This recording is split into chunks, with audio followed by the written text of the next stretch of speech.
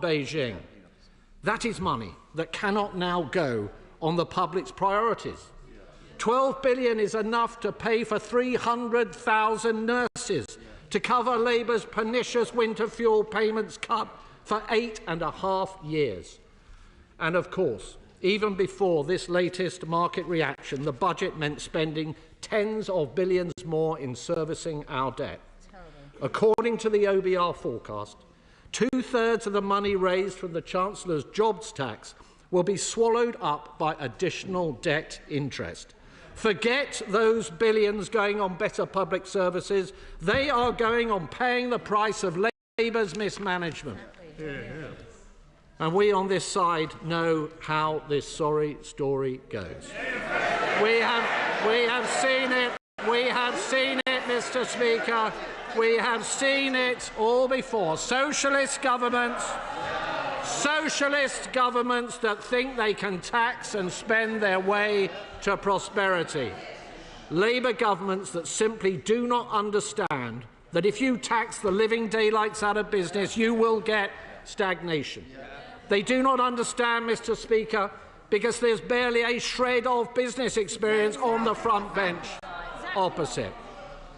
And can I ask the Right Honourable Lady, which of her promises will she break if in March the OBR judge that she is now in breach of her own fiscal rules? Will she cancel promised spending?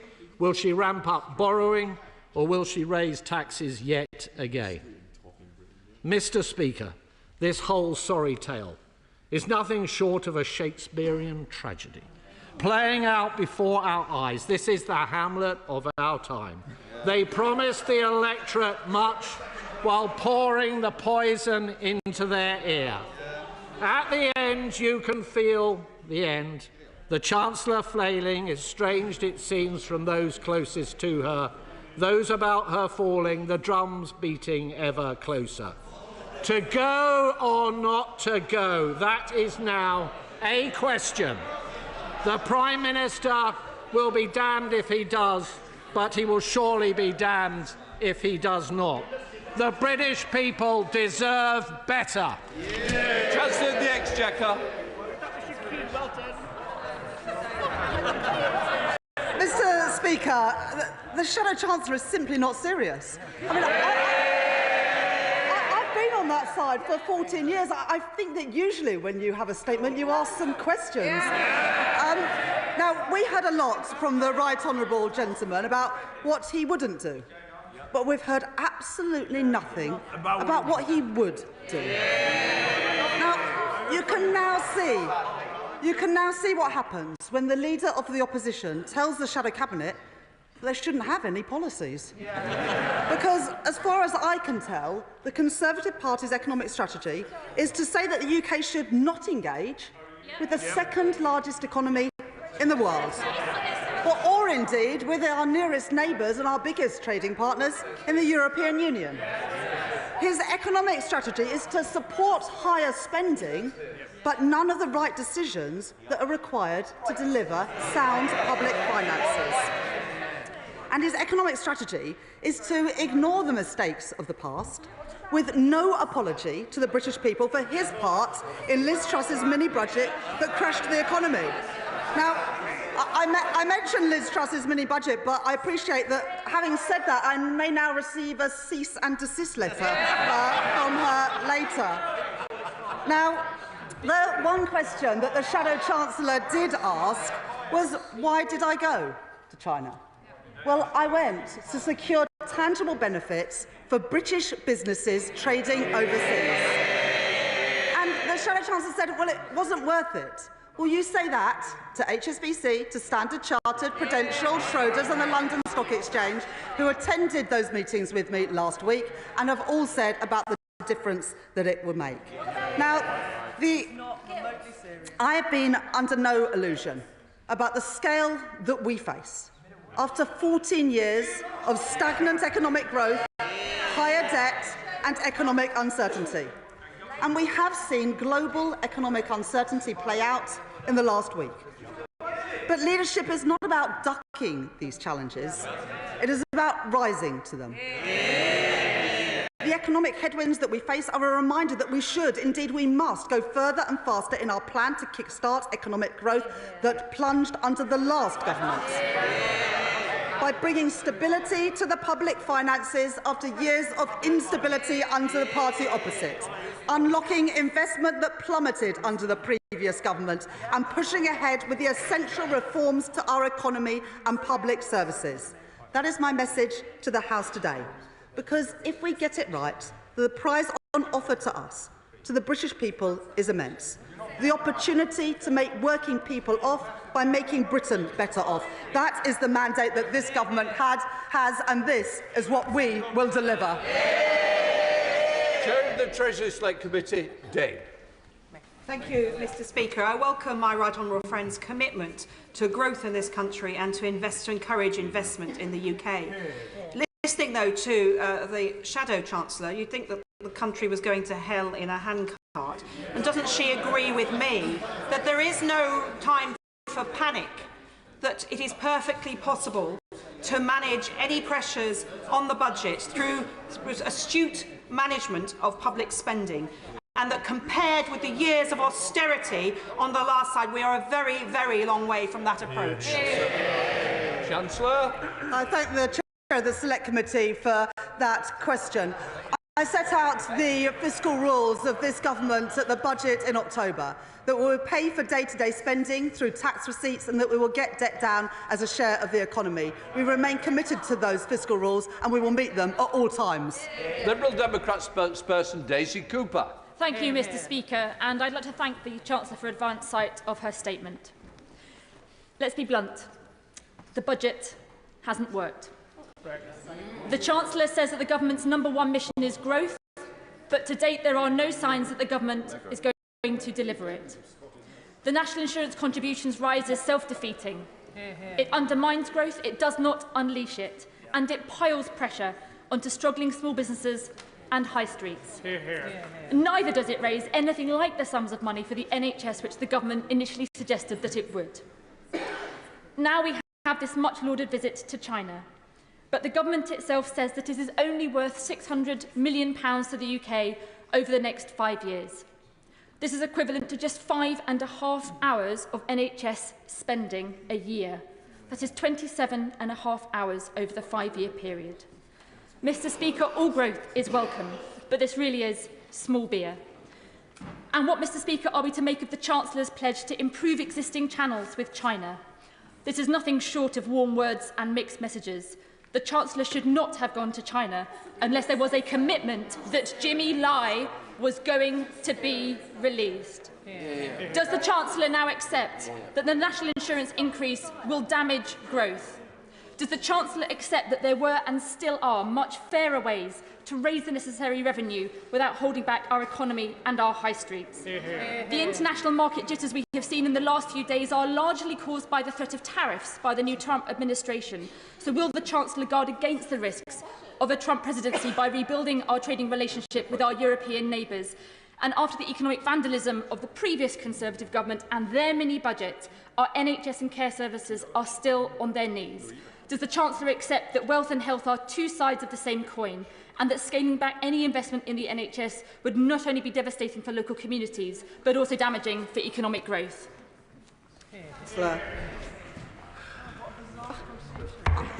I'm slightly confused by the response from the Honourable Lady.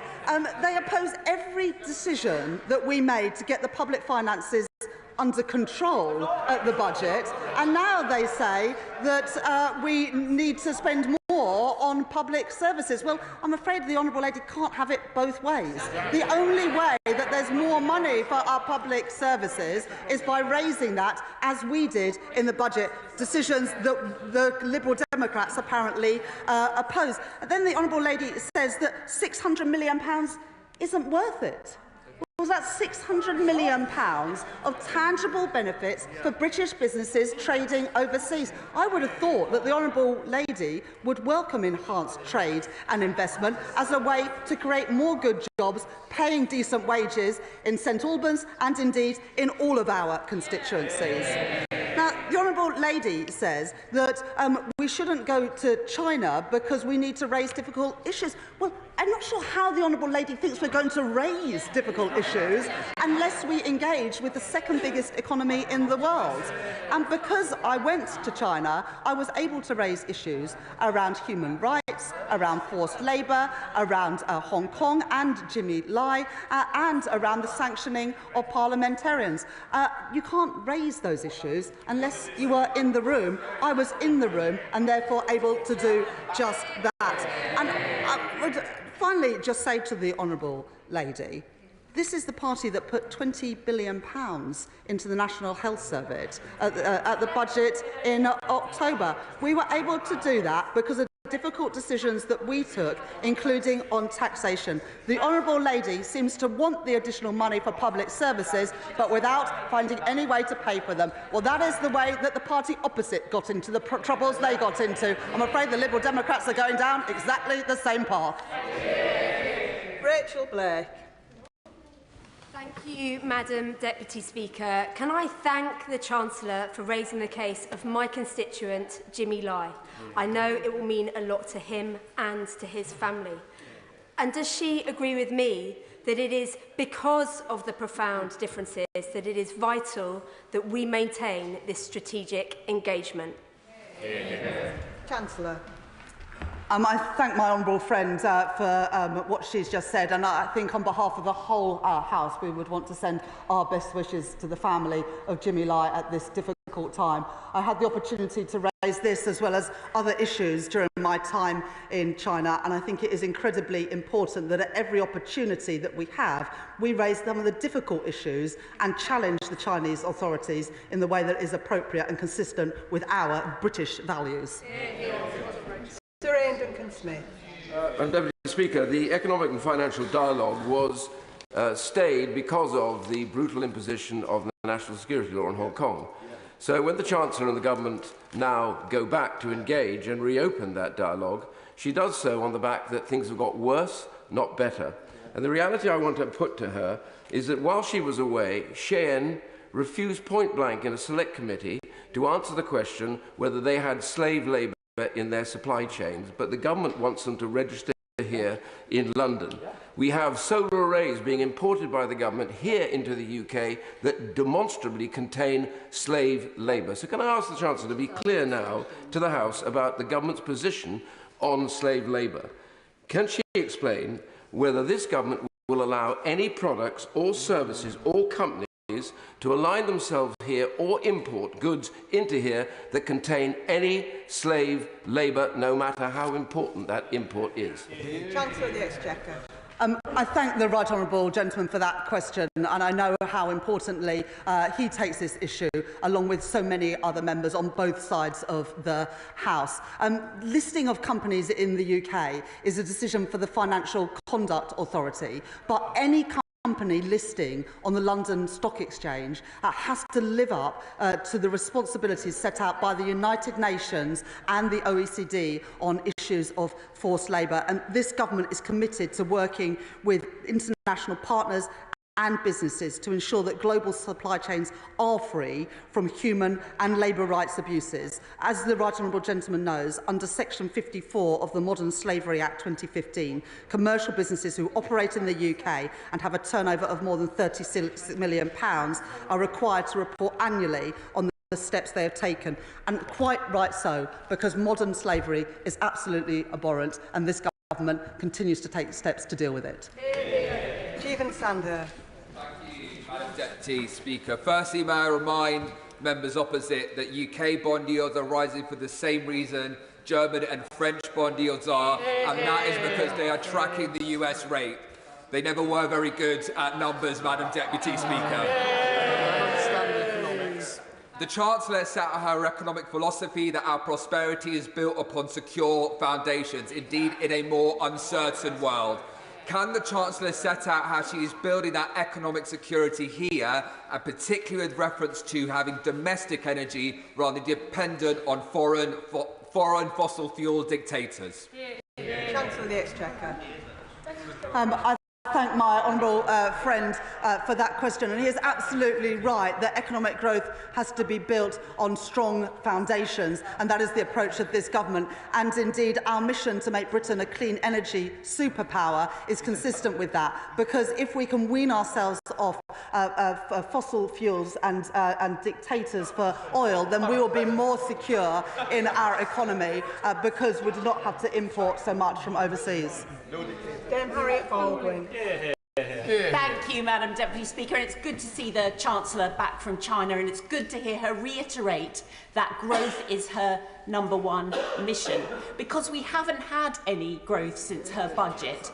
And I just would like to ask the Chancellor today, because accepting responsibility is the first step in solving a problem, will she accept that her budget last October has caused business confidence and growth prospects in this country's economy to plunge? I thought for a moment that the honourable lady was going to apologise for Liz Truss's mini-budget, maybe on another opportunity. Thank you, Madam Deputy Speaker. I thank the Chancellor for raising the case of Jimmy Lai. I hope the government will in future as well press on the case of pensions owed to BNO constituents of Early and Woodley across the UK who have moved here from Hong Kong. I was surprised to hear the Shadow Minister advocate the kind of knee-jerk responses to intraday movements in market prices. It's this kind of short-termism, I would argue, Madam Deputy Speaker, that has led the party opposite to have 5 Chancellors in only 4 years. Can our Chancellor reassure us that she will not be misled by such short-termism and instead keep her focus on the long-term ambitions of our government to raise living standards and to raise growth? Chancellor. The honourable lady, my honourable friend, is absolutely right. And there has been global movements in international markets in the last week or so, and those have been global in nature.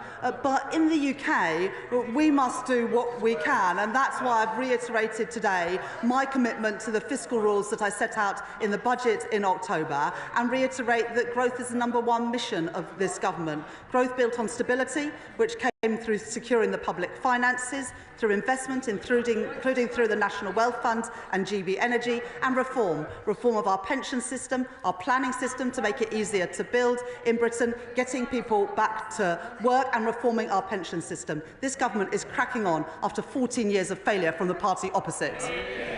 Esther McVeigh.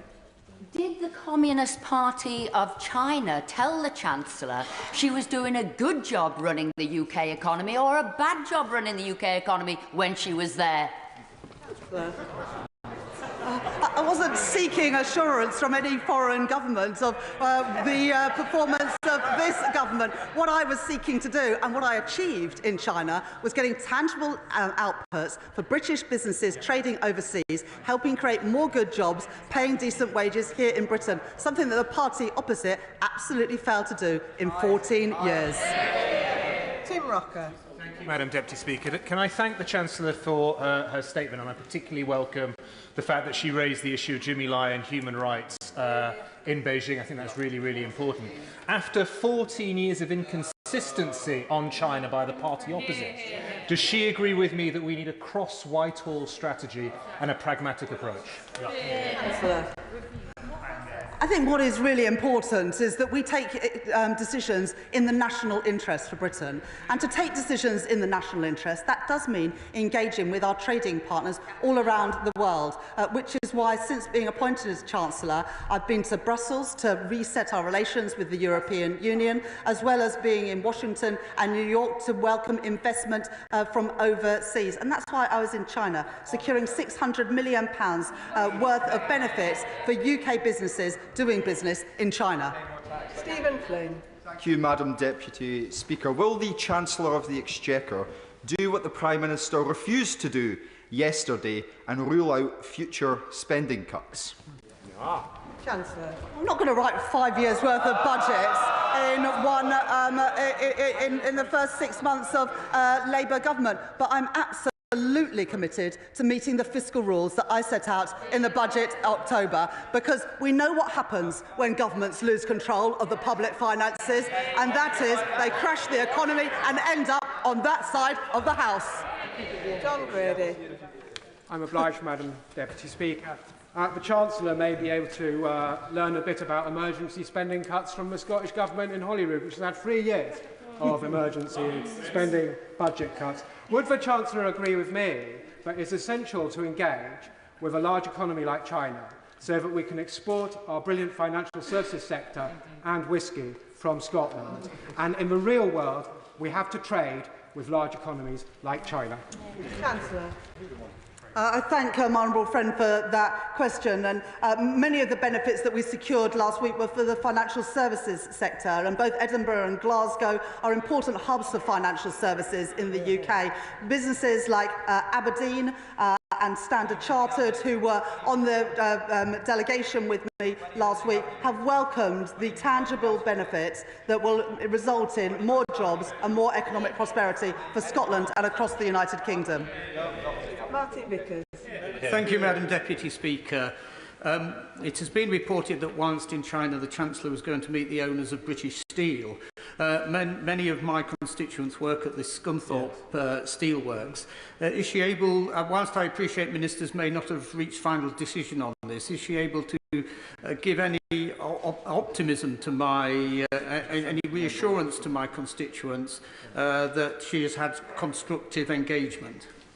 Chancellor. My right honourable friend, the Business Secretary, has met Mr Lee from Xingye on a number of occasions. Talks are ongoing, but I'm not able to provide an update on that today. Preet Gill. Thank you, Madam Deputy Speaker. The Chancellor has only my admiration and support for the tough decisions she is taking to fix the fundamentals. And while this week's members opposite were carping about the Chancellor's whereabouts, she was having serious discussions with the world's second largest economy, securing access for UK firms. Isn't it clear that only one side of this House is serious about growth? I will always stand up for Britain's national interest and Britain's economic interest, which is why I am helping British businesses, some of our best British businesses, to export around the world. That's what I'm doing. It did in China at the weekend, and that is what I will continue to do, always standing up for our economic interest.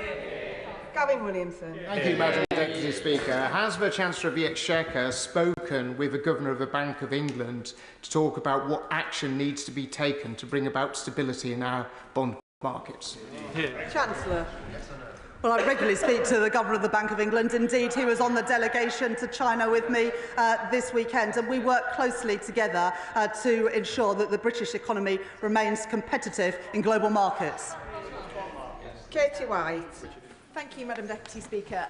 I'm quite surprised at the audaciousness of the benches opposite. Whoever saw the debt levels rise over the last 14 years, it's just a shame they didn't turn their minds to it earlier. But does the Chancellor agree that serious discussions like these can deliver not just on our economic aims, but on our wider climate and international objectives? Chancellor.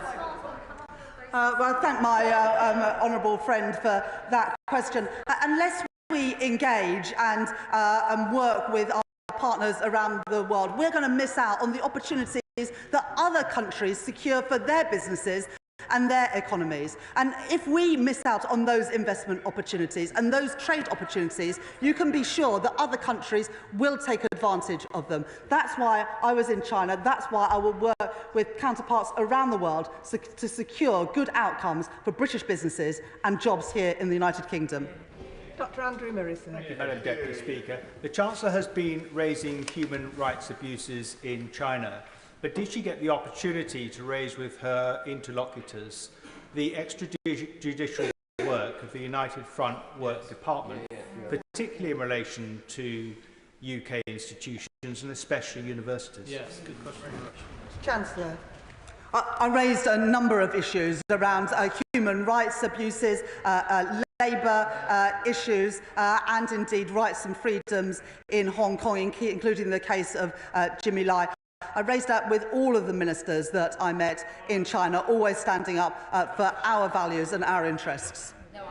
Thank you, Madam Deputy Speaker. Unlike the party bickering on the opposition, we are cutting deals in the British national interest and putting Britain at the frontier. 600 million just over this weekend, an AI opportunities plan just this week. Hear, hear. Does the Chancellor agree with me that we are the party of action, they are the party of rhetoric? Chancellor.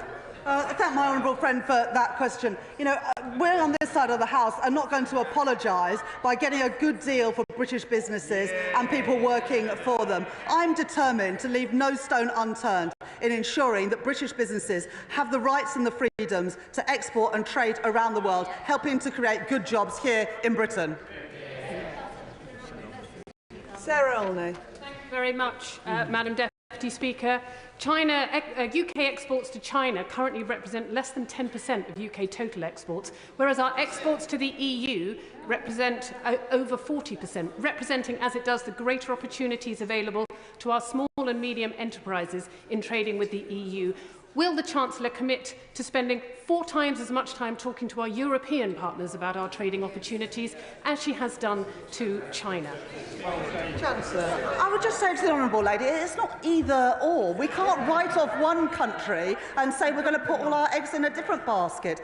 China is our 4th biggest trading partner, and we can't miss out on opportunities for a country that is growing quickly with an expanding middle class, where there are huge export opportunities. But as the honourable lady knows, I was in Brussels in December to reset our relations, the first British Chancellor to go to a Eurogroup meeting since we left the European Union. So I'm leaving no stone unturned to exploit export opportunities for British businesses. Callum Anderson. And I thank the Chancellor for her statement. Can she set out in more detail how the government intends to help reinvigorate the UK-China Stock Connect so that UK companies and investors can access Chinese capital markets and vice versa? Chancellor. Stock Connect is an initiative first set up by former Conservative Chancellor Philip Hammond to improve links between the Shanghai and the London stock exchanges to help Chinese businesses access capital on UK financial markets. That's good for financial services firms operating in London, and the enhancement of that Stock Connect scheme at the weekend offers new opportunities for British businesses in financial services in the UK. Dr. Luke Evans. Thank you, Madam Deputy Speaker. As the Chancellor flew east, the pound plummeted south and government debt rocketed north. Why? Because the markets don't believe her plan for growth. This is the fundamental issue. So I'd like to pick up the question from my honourable friend from behind me, is what is she going to say to the markets to make them believe she really does understand how to deliver growth in the UK? Chancellor. There's been a global volatility in markets. I don't believe that it is reasonable to suggest that the reason why bond yields in the United States, in Germany and France have risen is because of decisions made by this government. I think the honourable member opposite should just get real. Brian Leishman. Thank you very much, Madam Deputy Speaker, and thanks to the Chancellor for her statement. In regards raising money for public services, then an annual wealth tax on the multi-millionaire and billionaire class would certainly achieve that. However, a conversation for another day. On to China. My right honourable friend and I have had previous discussions regarding the closure of the Grangemouth refinery, of which PetroChina, part of the Chinese state-owned China National Petroleum Corporation, is heavily involved in. If the refinery closes, then thousands of jobs will be lost. This is not just a constituency issue for me. It will impact all of Scotland, as our fuel and national security will be severely weakened. Did the Chancellor speak about the issue with her Chinese counterparts, and if not, will she do so? Chancellor.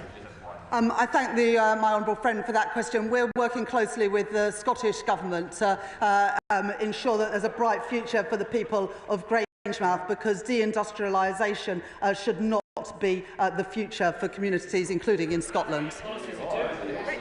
Richard Vice. Thank you, Madam Deputy Speaker. Well, the data shows, Chancellor, in September and October, that the economy is falling. It's going down.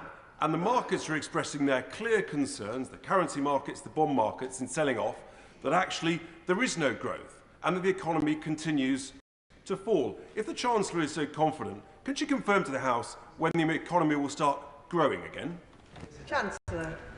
I thank the honourable gentleman for that question. Growth is the #1 mission of this Labour government. But the truth is, it's not possible to turn things around quickly after 14 years of lacklustre growth and declining living standards from the party opposite. But we're leaving no stone unturned, which is why last week in China we secured £600 million worth of tangible benefits for the UK economy, helping great British businesses exporting overseas. Nestle Calix-Scan. Thank you very much, Madam Deputy Speaker.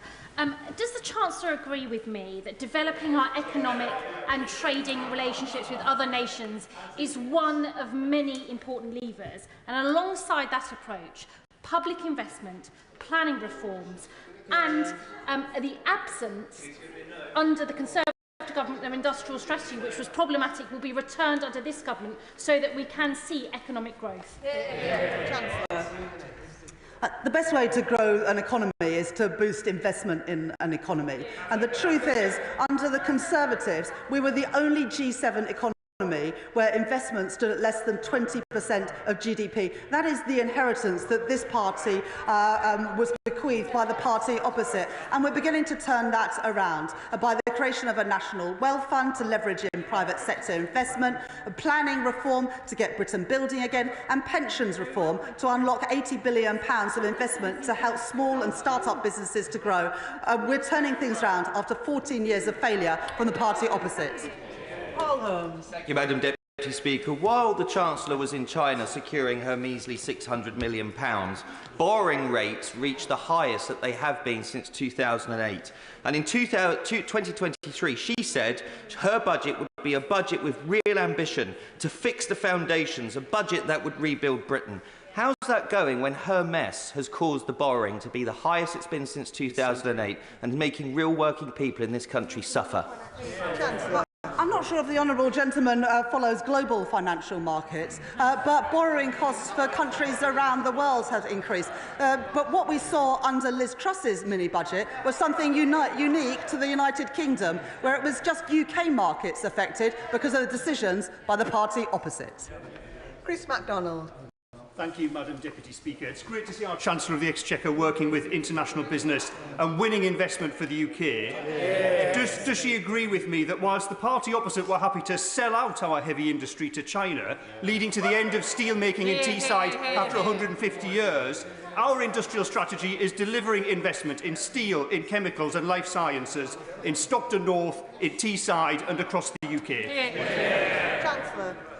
The National Wealth Fund created by this government is to get investment into industries like carbon capture and storage, green hydrogen, ports and indeed in steel. And we were really pleased at the end of last year to be able to announce investment in carbon capture and storage in Merseyside and Teesside, securing billions of pounds of investment into those economies and securing many thousands of jobs. Luke Murphy. Thank you, Madam Deputy Speaker, and I thank the Chancellor for her statement. I do think it's worth reminding the House that under the previous government, business investment fell to 28 out of 31 OECD countries, lower than Latvia, Slovenia and Hungary. Could the Chancellor set out how our industrial strategy is going to overcome this terrible legacy on business investment left by the party opposite? Chancellor. Well, one of the reasons for such poor investment and the lowest investment out of all the G7 economies is because our planning system makes it so hard to get anything done in this country, and that's why the planning and infrastructure bill that's being brought forward by my right honourable friend, the Deputy Prime Minister, will turn that around, making it easier to invest in transport, in digital, in housing and so much more. That is the way to get our economy growing after 14 years of failure. Carla Lockhart. Thank you, Madam Deputy Speaker, and can I thank the Chancellor for her statement. China, New York, Washington, Toronto and Brussels to build economic relationships, yet won't take time to speak with the Ulster Farmers Union, the NFU, the Farmers Union of Wales, the NFU Scotland, to hear first-hand the devastating impact that her death tax is going to have on family farms and small businesses. When will the Chancellor realise, no matter what deals she does around the world, and I welcome them, Rome is burning around her? Agriculture is the backbone of our economy, and therefore will she commit to meet with me on behalf of the thousands of farmers whose farms are going to be decimated by her death tax? I've had the opportunity on a couple of occasions now to meet the First Minister and the Deputy First Minister from Northern Ireland, and I'm sure that my right honourable friend, the Environment Secretary, would be happy to meet with colleagues from Northern Ireland. But the truth is, Madam Deputy Speaker, we inherited a £22 billion black hole in the public finances from the party opposite, and to ensure that we can stabilise our public finances, we had to make difficult decisions on taxes. And at the moment, we hear from the party opposites they don't like the increases in taxes, but they want the increases in public spending. Well, Madam Deputy Speaker, you can't have it both ways.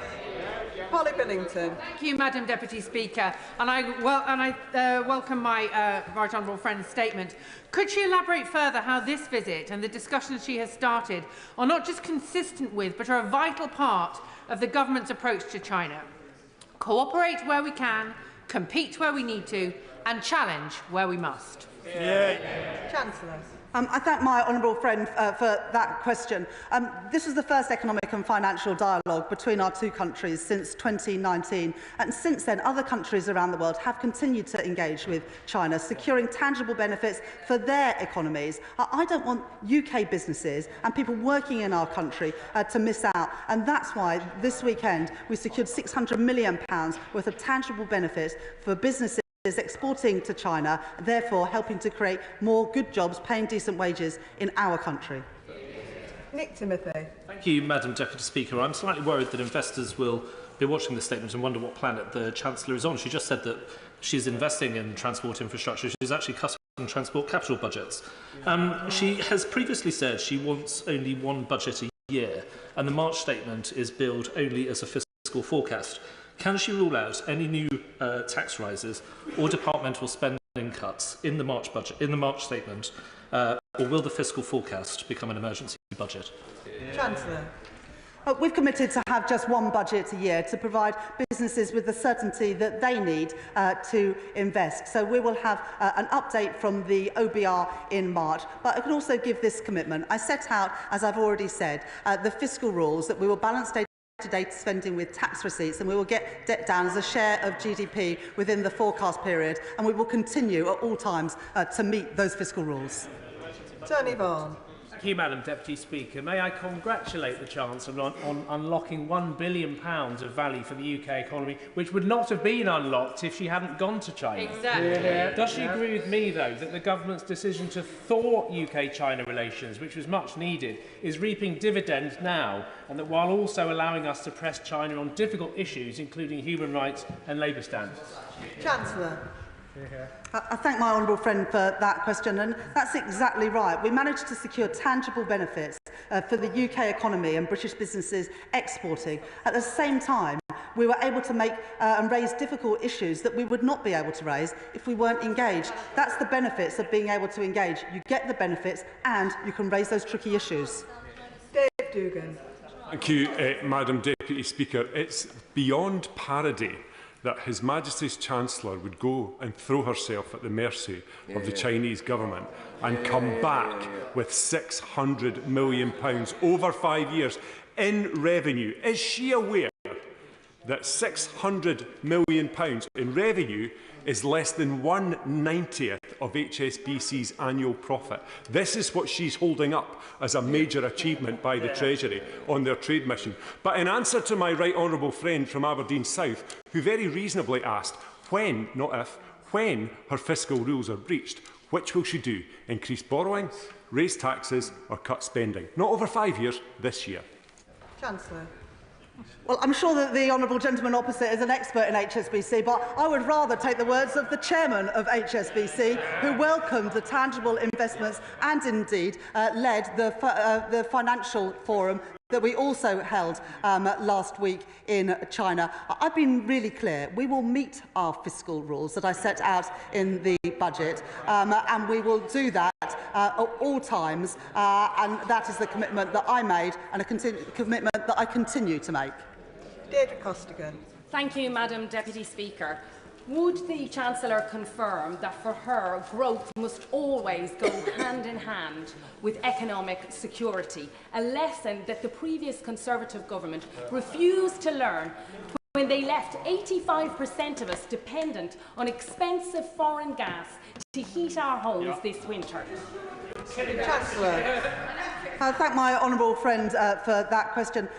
This government's clean energy mission will mean that we are less reliant on foreign dictators for our basic energy needs. That's why we're investing with carbon capture and storage, with floating offshore wind, and indeed getting rid of the absurd ban on onshore wind that the previous government brought in.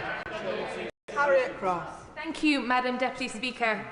The Chancellor referred to safeguarding national security in her statement, which I welcome, but this must include energy security. Yet her changes to the energy profits levy, removing investment allowances and not permitting new licences at a time when we are still reliant on oil and gas, not only undermines our energy security, but it is also dwarfing the £600 million that she has brought back from China with the £12 billion of tax revenues that will be lost from the sector. Why, rather than supporting our energy security, is the Chancellor turning her back on the sector, turning her back on these tax revenues and risking selling our energy security to China? Chancellor. Well, the Honourable Lady just has a brief look at the documents from the Office for Budget Responsibility. She will see that the changes to the energy profits levy, taking up the tax rate from 75% to 78%, the same rate as it is in Norway, raises money. It doesn't lose it. Yeah. Lindsay Farnsworth. Thank you, Madam Deputy Speaker. I commend the Chancellor for her visit to advocate for our country's best interests, but does she agree with me that Chinese companies must not provide any support to Putin's illegal war in Ukraine? Chancellor.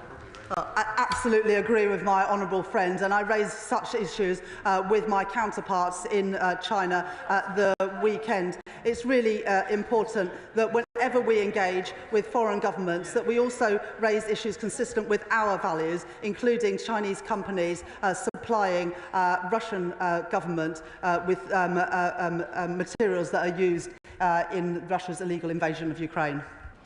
Jim Allister.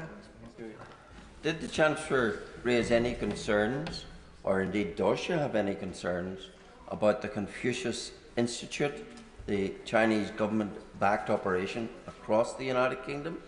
Did she raise any concerns about that? And in respect of Jimmy Lai, what answer did she get? When our Prime Minister met with President Xi Jinping in Rio last year, they agreed that one of the points of re-engagement was that we were able to make clear our concerns about a range of issues, but in a way that was private, and I'm not going to go into the details of that conversations, but with all of the Chinese officials that I met at the weekend, I raised these issues. And the problem is that the party opposite, for all their chuntering, they didn't raise these issues because they didn't even engage. Ben Coleman. Madam Deputy Speaker, my constituents in Chelsea and Fulham, many of whom work in financial services, will have been amazed, I think, just as I was now, when the Shadow Chancellor, in a fit of pique, demanded that the Chancellor should have come home from China to talk to him in this House, rather than stay, rather than promote growth, access to the world's second largest market, and winning new licences, winning quota allocations for financial services businesses, with, as anybody who's taken the trouble to listen carefully to the Chancellor will have recognised, more on the way. So what does the Chancellor think the City and the banks that accompanied her would have preferred in the long-term interests of this country? Stay in China to win for this country, or come home to satisfy the Shadow Chancellor's fit of pique? Chancellor of the Exchequer. Well, you just have to look at what the businesses have already said about the deal that we managed to secure last week. Tangible benefits for British businesses exporting to China, helping to create more good jobs, paying decent wages here in Britain. It's been welcomed by businesses. It's a shame that the party opposite no longer stands up for British businesses. Ben Spencer. Thank you, Madam Deputy Speaker. We have an embargo on Russian oil and gas. China continues to import it and apparently Russia will be China's #1 supplier this year. Did she raise this with her counterparts on her trip to China? And what assessment has she made of her deal so that it doesn't inadvertently support the Russian war effort? Chancellor. As I've already said in the House today, I raised the issue about Chinese companies supplying the Russian government. I raised those issues, and indeed the honourable member will know that last week, alongside the United States, we increased sanctions on Russian oil and gas to make it harder for Putin to continue to conduct his illegal war. Chris Vins. Deputy Speaker, can the Chancellor outline how this visit is an example of ongoing dialogue with the international community which will benefit businesses and residents in my constituency of Harlow? And while we're quoting Shakespeare, will she agree with me that there's something rotten in the state of the Conservative Party? or perhaps the Conservative Party is in a rotten state? Chancellor. I'm glad that my honourable friend has used the 50 minutes of this statement to come up with such a good line. Look, my honourable friend is absolutely right that many people working in Harlow work in the financial services sector and will very much welcome the enhanced licences and quotas and licences, incidentally, that many other countries and their banks already have because their governments have engaged with China. Those are opportunities that we've missed out on in Britain for far too long because for 6 years we failed to be involved in an economic and financial dialogue whilst other governments cracked on and made sure that they supported and stood up for their national interest. Thank you, Madam Deputy Speaker. Notwithstanding the importance of China as a trading partner, can the Chancellor please explain to the House what steps the government is taking to address the issues of forced labour links with Uyghur workers in supply chains and fast fashion companies like Shein? Can the Minister provide data on the extent of forced labour in UK supply chains, especially in the garment sector, and outline any actions to strengthen due diligence requirements for companies sourcing from known human rights abuse areas like Xinjiang? Chancellor. I thank the honourable gentleman for his question. As I've already set out, one of the issues that I was able to raise with my counterparts in China was issues around forced labour, particularly in Xinjiang. And as I said in answer to the question from the right honourable gentleman, the member for Chingford and Wood Green, I also have been really clear that any company seeking to list in London has to meet stringent requirements as set out by the United Nations and the OECD on labour supply and the treatment of workers. Final question in this statement, Jim Shannon. Thank you, Madam Deputy Speaker. Whilst I welcome the UK-China Economic and Financial Dialogue Agreement, however, as Chair, and the Chancellor will know this, however, as Chair of the APPG for Freedom of Religious Belief, I have repeatedly in this House highlighted human rights abuses in China, with the Uyghur Muslims, with Tibetan Buddhists, with Christians in Hong Kong and China. How will the Government and the Chancellor ensure safeguards to British money and goods are put in place to ensure that economic engagements do not directly support these violations? Human rights concerns, forced labour, denial of religious freedom, ongoing suppression in Xinjiang, Tibet, Hong Kong and Taiwan must be remembered at all costs in all deals with China. Thank you. Answer the Exchequer. I thank the honourable gentleman for that thoughtful question. It's important that when we engage with China that we cooperate where we can, we can compete where necessary, but that we challenge whenever our values do not align. Like the honourable gentleman, I care deeply about issues of religious freedom and also about issues of forced labour. But that's the whole point about engaging, because you have to engage in the world as it is, not as the world as we would like it to be. And it is through these engagements that we are able to raise even some of the most difficult of issues and be very clear about the values of our great country. That concludes the statement, and I'll now give a few moments for the front benches to swap over.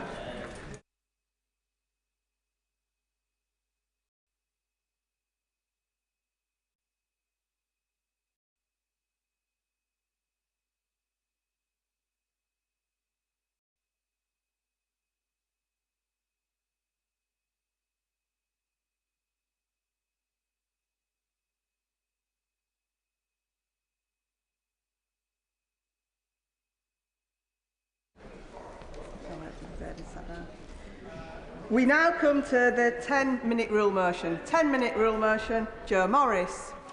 Thank you, Madam Deputy Speaker.